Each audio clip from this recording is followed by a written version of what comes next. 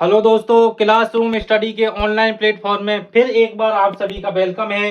आज की वीडियो में हम बात करने वाले हैं राजस्थान में जो कंप्यूटर अनुदेशक की भर्ती आई है, ठीक है, उसके बारे में। ठीक है, आपने थंबनेल में देखा होगा कि बीटेक वाले स्टूडेंट भी बन सकते हैं गवर्नमेंट टीचर।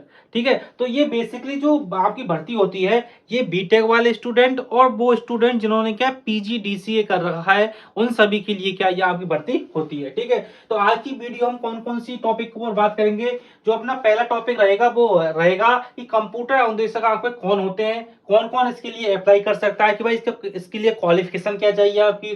तीसरा है इसमें जॉब आप प्रोफाइल, मतलब आपको काम क्या करना पड़ेगा वहां पे। और चौथा है इसमें आपकी सैलरी कितनी रहने वाली है। पांचवा है कि आपकी पोस्टिंग लोकेशन कहाँ होगी।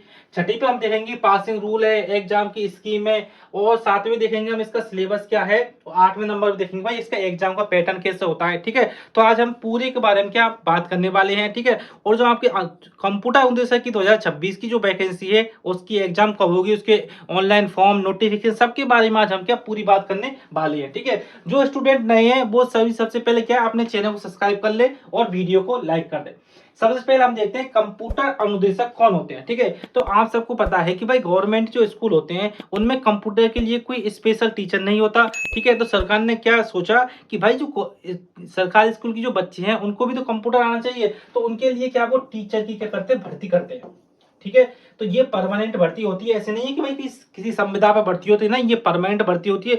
जिस तरह आपकी जो भर्ती आपकी थर्ड ग्रेड की और सेकंड ग्रेड की होती है, उसी हिसाब से आप क्या ये भर्ती होती है। ठीक है, तो कंप्यूटर अनुदेशक कौन होते हैं, ये बेसिकली क्या होते हैं, आपके जो कंप्यूटर के टीचर होते हैं, जो गवर्नमेंट स्कूल में कंप्यूटर आपको पढ़ाते हैं, वो टीचरों को हम क्या कंप्यूटर अनुदेशक आपके बोलते हैं। ठीक है, इसके लिए अप्लाई कौन कौन कर सकता है। ठीक है, तो सबसे बड़ा जो इसमें ये होता है कि भाई जो इसकी क्वालिफिकेशन है वो हर एग्जाम से अलग है। ठीक है, और जो टीचर की आपकी एग्जाम होगी, आप थर्ड ग्रेड को देख लो, सेकंड ग्रेड को, फर्स्ट ग्रेड को, वहां पे एक सबसे पहले तो आपको क्या है, एक तो आपको डिप्लोमा होना चाहिए। ठीक है, जैसे आपका बीएड हो गया, ठीक है, बीएसटीसी हो गया, इस तरह का डिप्लोमा होना चाहिए जो आपका क्या टीचिंग फील्ड का होना चाहिए।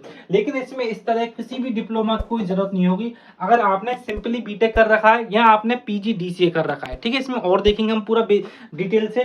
ठीक है, तो आप इसके लिए का अप्लाई कर सकते हो। ठीक है, आपके लिए ऐसे बीएड या बीएसटी करने की इसमें आपको कोई जरूरत नहीं पड़ेगी। ठीक है, सबसे पहले हम देखते हैं कि आपका जो वरिष्ठ, ठीक है, सबसे पहले तो ये देखो, ये आपकी जो वैकेंसी होती है ये दो तरह की होती है।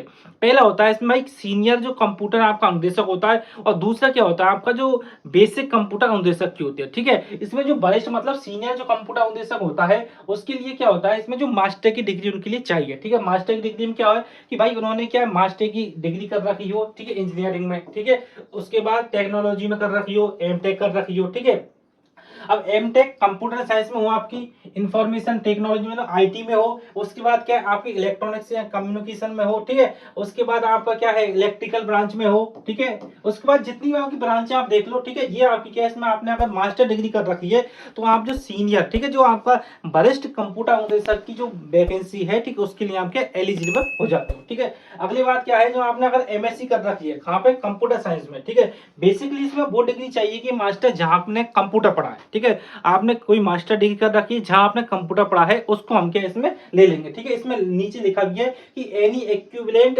और higher qualification recognised by government. ठीक है, किसी भी गवर्नमेंट आपने रिकॉग्नाइज यूनिवर्सिटी से कोई मास्टर डिग्री कर रखी है, उसमें आपके पास कंप्यूटर है, तो आप क्या इस वैकेंसी के लिए आप क्या, ठीक है, एलिजिबल हो। ठीक है, अगला क्या है कि देवनागरी जो लिपि है उसमें हिंदी और इंग्लिश की ये इतनी आप कितनी बड़ी इसमें बात नहीं है। ठीक है, तो अगली क्या है आपकी जो बेसिक कंप्यूटर अनुदेशक है उनके लिए क्या चाहिए, उनके लिए क्या बैचलर डिग्री चाहिए। ठीक है, जो वरिष्ठ अनुदेशक थे उनके लिए तो मास्टर डिग्री चाहिए थी, इनके लिए क्या बैचलर डिग्री आपके लिए चाहिए। ठीक है, देखो सबसे पहले कि भाई ग्रेजुएशन कर लिया आपने और ए लेवल का कोई भी कंप्यूटर का आपने डिप्लोमा कर लिया। ठीक है, जैसे पीजीडीसीए कर लिया आपने, मिनिमम 1 साल का इसमें होना चाहिए। आरएससीआईटी वाले स्टूडेंट इसके लिए क्या आपके एलिजिबल नहीं है। ठीक है, जिन्होंने आरएससीआईटी कर रखी है वो इसमें क्या फॉर्म नहीं भर सकते। ठीक है, उसके बाद किसी भी स्टूडेंट ने कोई बीटेक कर रखी है, ठीक है, किसी भी, ठीक है, बीई कर रखी है, बैचलर इंजीनियरिंग या बीटेक का भी कर रखी है। ठीक है, अब ब्रांच कौन कौन सी हो सकती है उसमें, पहली ब्रांच है आपकी इलेक्ट्रॉनिक्स है, उसके बाद कम्युनिकेशन और इंजीनियरिंग है, उसके बाद इलेक्ट्रिकल ब्रांच है आपकी। ठीक है, फिर उसके बाद इलेक्ट्रिकल इलेक्ट्रॉनिक्स ब्रांच है आपकी। ठीक है, जितनी भी आपकी जो ब्रांच है जहाँ आप कंप्यूटर की पढ़ाई करते हो, ठीक है, बीटेक में, ठीक, जहाँ आपकी कंप्यूटर आती है, वो सभी ब्रांच के लिए आप क्या इसके लिए क्वालिफाई हो जाओगे। ठीक है, आपने बीएससी कर रखी कंप्यूटर साइंस से। ठीक है, या कोई भी आपने BCA कर रखा है कंप्यूटर साइंस से, ठीक है। कहने का मतलब क्या है, अगर आपने किसी भी डिग्री कर रखा है, ठीक है, उसमें आपने कंप्यूटर पढ़ा है, तो आप क्या इस वैकेंसी के लिए एलिजिबल हो, ठीक है।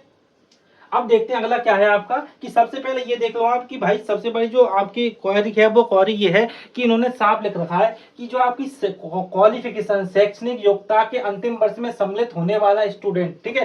परंतु अगर किसी भी स्टूडेंट ने, समझो बात, किसी भी स्टूडेंट, अब वो ये स्टूडेंट ये चाहे कि भाई कि सर मैं अब PGDCA का अब फॉर्म भर दूं, ठीक है, उसके लिए तो मैं इस एग्जाम के लिए क्वालिफाई हो जाऊंगा। देखो इन्होंने सबसे पहले लिख रखा है कि शैक्षणिक योग्यता है इन पदों की परीक्षा तिथि से पूर्व अर्जित करनी अनिवार्य है। कहने का मतलब क्या है, जो आपकी एग्जाम डेट होती है उससे पहले आपने क्वालिफिकेशन आपकी पूरी कंप्लीट हो जानी चाहिए, ठीक है। अगर कोई स्टूडेंट ये चाहता है कि अब PGDCA करेगा, ठीक है, तब फॉर्म भरेगा, तो उसके लिए इसमें कोई बेनिफिट होने वाला नहीं है, क्योंकि आपकी जो एग्जाम है वो आपकी एग्जाम अगस्त के महीने में आपकी एग्जाम आपकी हो जाएगी, ठीक है। अगला देखते हैं जॉब प्रोफाइल, ठीक है। इसमें जॉब प्रोफाइल आपकी क्या होती है, एज अ टीचर होती है, ठीक है।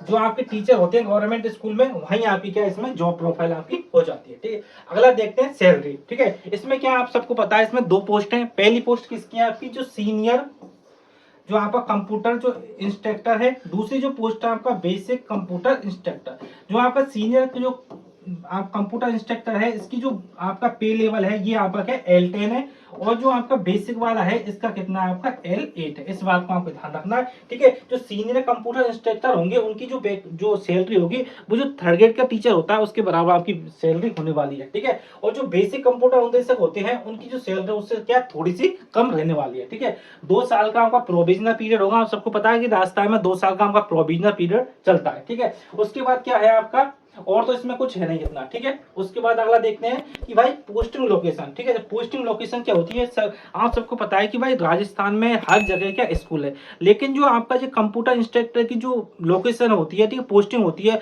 वो आपका गांव में या इस तरह नहीं होती है। वो क्या होती है, कोई बड़ा स्कूल होता है, समझो कोई बड़ा स्कूल होता है सीनियर तक का, उसमें आर कंप्यूटर के भाई किसी स्टूडेंट ने कंप्यूटर रखे 11th में, ठीक है, तो उनके लिए क्या होगा, इन टीचरों को लगाया जाता है, ठीक है। तो आप सबसे पहले ये समझो, जितने भी आपकी तहसील लेवल है, तहसील जितनी भी है, और उसके बाद कोई बड़ा गांव है, ठीक है, बड़ा गांव में कि भाई सीनियर तक का स्कूल है, वहां आपकी क्या पोस्टिंग आपको मिल जाएगी, ठीक है। ऐसे नहीं कि आपको गांव में या ढाणियों में लगा दिया जाएगा, ठीक है। जो आपके प्राइमरी स्कूल होते हैं 5वीं तक के 8वीं तक के, उनमें आपकी पोस्टिंग नहीं होने वाली, ठीक है। इस बात को आपको ध्यान रखना है, ठीक है। अब देखते हैं भैया आपकी पासिंग रूल एंड एग्जाम का पैटर्न, ठीक है। पासिंग रूल तो ये है कि आपको भाई दोनों पेपरों में 40% लाना है। जो पिछली बार की आपकी जो कंप्यूटर इंस्ट्रक्टर की जो एग्जाम हुई थी उसमें क्या हुआ था कि स्टूडेंटों को 40% नंबर नहीं आए थे, ठीक है। तो बहुत सारी वैकेंसी उसमें क्या खाली आपकी चली गई, ठीक है। इसमें क्या होगा, आपका 2 पेपर होंगे।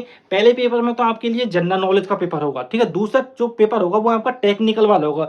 जो आपने जो सिंपल जो कंप्यूटर आती है वो उसमें नहीं पूछी जाएगी। फिर सुन लो, जो सिंपल जो कंप्यूटर पूछी जाती है पटवारी में, वीडियो में, ठीक है, 4th ग्रेड में, ये आपकी जो कंप्यूटर ये नहीं पूछी जाएगी। उसमें क्या टेक्निकल वाली जो आपकी कंप्यूटर है वो आपकी उसमें पूछी जाएगी, ठीक है। जो पहला पेपर होता है उसमें राजस्थान की जो जीके है वो पूरी पूछी जाएगी, ठीक है। डेली जो साइंस है वो पूछी जाएगी, करंट अफेयर आएगा आपका, ठीक है, रीजनिंग आएगी, और जो आपकी जो डेटा एनालिसिस है, ठीक है, जो मैथ में जो टॉपिक होता है आपका डेटा एनालिसिस स्टैटिस्टिक्स वाला, वो आपसे इसमें पूछा जाएगा। 2 घंटे का पहला पेपर होगा। उसमें क्या आपको 100 क्वेश्चन का होगा, ठीक है। इस बात को आपको ध्यान रखना है। और इसी तरह आपका क्या दूसरा पेपर होने वाला है, ठीक है। अब देखते हैं सिलेबस क्या है इसका। सिलेबस देख लो भाई।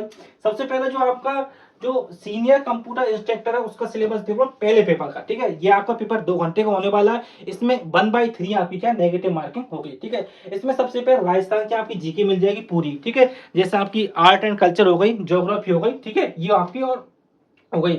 आपका जनरल जो साइंस है वो देखने को मिल जाएगी, और आपको जो करंट अफेयर है वो आपको देखने को मिल जाएगा, ठीक है। रीजनिंग आपको देखने को मिल जाएगी, ठीक है। और उसके बाद आपको क्या है, और इसमें इतना है नहीं, ठीक है, और थोड़ा बहुत स्टैटिक्स के इसमें पार्ट है वो आपको देखने को मिल जाएगा। और जो दूसरा जो आपका जो पोर्शन है उसमें क्या आपको टेक्निकल पूरा पूछा जाएगा, ठीक है। ये भी आपका क्या 2 घंटे का होगा, 100 अंकों का होगा। इसमें क्या आपके देख लो टॉपिक कौन कौन से हैं, ठीक है। कंप्यूटर के फंडामेंटल, और ये आपके टॉपिक हैं, ठीक है। इसकी जो पीडीएफ है उसको मैं क्या आपको टेलीग्राम पे शेयर कर दूंगा, आप टेलीग्राम को ज्वाइन कर लेना, ठीक है। और जो बेसिक इंस्ट्रक्टर होता है उसके लिए जो पूछा जाएगा वो जो पहला पेपर है उसमें जो सिलेबस है दोनों का सेम है, ठीक है। थोड़ा बहुत जो आपका डिफिकल्टी है उसका लेवल का थोड़ा फर्क पड़ जाएगा।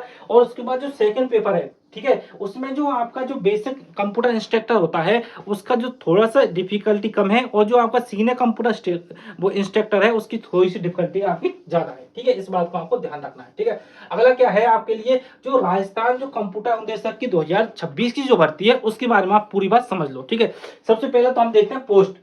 सबसे पहले जो पोस्ट है आपकी, जो सीनियर जो कंप्यूटर आपका जो इंस्ट्रक्टर है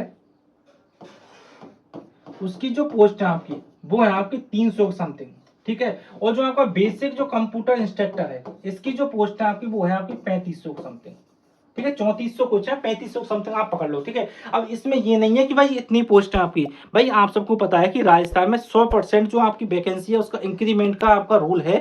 ठीक है, अगर बाई चांस सरकार को ये लगा भाई ये पोस्ट कम पड़ रही है तो 100% तक आपकी पोस्ट इसमें बढ़ सकती है। कहने का मतलब क्या है कि जो आपका बेसिक कंप्यूटर इंस्ट्रक्टर है इसमें 3500 पोस्ट और बढ़ सकती है। आप सबको पता है कि भाई शुरू में तो क्या होता है, पोस्ट जो आपकी एग्जाम होती है वो कम वैकेंसी पे होती है, उसके बाद जो वैकेंसी आपकी हर एग्जाम में बढ़ती है। ठीक है, उसके बाद जो आपका ये है, तो ये सीनियर जो कंप्यूटर इंस्ट्रक्टर है इसकी जो आपकी 300 पोस्ट है इसमें भी आपको इंक्रीमेंट देखने को मिल सकता है। ठीक है, जो स्टूडेंट ये समझते हैं कि इसमें पोस्ट कम है इसलिए हम अप्लाई नहीं करें, तो अप्लाई तो करना है, पोस्ट तो आपकी बाद में बढ़ती रहेंगी। ठीक है, ऑनलाइन जो आपकी जो नोटिफिकेशन, सबसे पहले नोटिफिकेशन देखो, नोटिफिकेशन आपको विद इन 7 डेज, आज जो आपकी डेट है इसके 7 दिन के अंदर अंदर आपको नोटिफिकेशन आपको देखने को मिल जाएगा। इस बात को आपको ध्यान रखना है। ठीक है, जो आपके ऑनलाइन जो फॉर्म स्टार्ट होंगे वो आपके मई के महीने में आपको देखने को मिल जाएंगे। ठीक है, मई के महीने में आपके लास्ट तक आपके ऑनलाइन फॉर्म स्टार्ट हो जाएंगे। ठीक है, अगर देखते हैं फीस, फीस क्या है, अगर आपने ओटीआर कर रखा है राजस्थान में, अगर आपने एसएसओ आईडी से ओटीआर कर रखा है तो आपकी फीस इसमें नहीं लगेगी। आप सबको पता है, जो आप और एग्जाम का फॉर्म भरते उसी तरह ये फॉर्म है। ठीक है, एग्जाम डेट आपकी इसमें क्या है, एक तो है आपकी 22 अगस्त, ठीक है, और एक क्या आपकी 23 तारीख को है। ठीक है, 22 तारीख को तो आपकी सीनियर जो कंप्यूटर इंस्ट्रक्टर है उसकी एग्जाम है शायद, और जो 23 तारीख को उसकी आपका बेसिक जो कंप्यूटर इंस्ट्रक्टर होता है उसकी आपकी एग्जाम है। ठीक है, एक बार और देख लो आपको। ठीक है, कि जो चेन बोर्ड है आपका इसकी एग्जाम कौन देगा, RSSB जो बोर्ड है आपका जयपुर वाला चेन बोर्ड, वो इसकी क्या एग्जाम लेगा। ठीक है, ठीक है, तो क्या है 4600 पदों पर 3 भर्तियों जल्द होंगी। ठीक है, परीक्षा तिथियां आपकी जारी हो चुकी है। ठीक है, जो आपकी जो तीसरी जो भर्ती है वो किसकी, पीटीआई की है। ठीक है, इस बात को आपको ध्यान रखना है। जो आपका सीनियर कंप्यूटर इंस्ट्रक्टर है उसके 300 पोस्ट है। ठीक है, इसकी जो एग्जाम है वो आपकी 22 अगस्त को है, और जो आपका बेसिक कंप्यूटर जो इंस्ट्रक्टर है उसकी जो पोस्ट है वो यहाँ पे 3415 है, और जो उसकी एग्जाम है वो किसके 23 अगस्त को आपकी इसकी क्या एग्जाम है। ठीक है, तो आप सभी को सबसे पहले मैं ये कहना चाहता हूँ कि जितने भी बीटेक वाले स्टूडेंट हैं वो इस कैटेगरी से है, इस ब्रांच उन्होंने क्या बीटेक कर रखा है। ठीक है, तो वो क्या इसमें जरूर अप्लाई करें, पहली बात तो ये है। और दूसरी बात ये है कि भाई आप अभी से इसकी क्या तैयारी करना स्टार्ट कर दो, क्योंकि इसके पेपर का जो लेवल है वो आपका बहुत अच्छा आता है। ठीक है, आपके 40% नंबर उसमें नहीं आएंगे। ठीक है, तो आपको पहले पेपर अभी क्या ध्यान देना है और दूसरे पेपर अभी आपको क्या ध्यान देना है। ठीक है, तो ऐसी इंफॉर्मेशन के लिए आप क्या क्लासरूम स्टडी के ऑनलाइन प्लेटफॉर्म से जुड़े रहें। Thank you.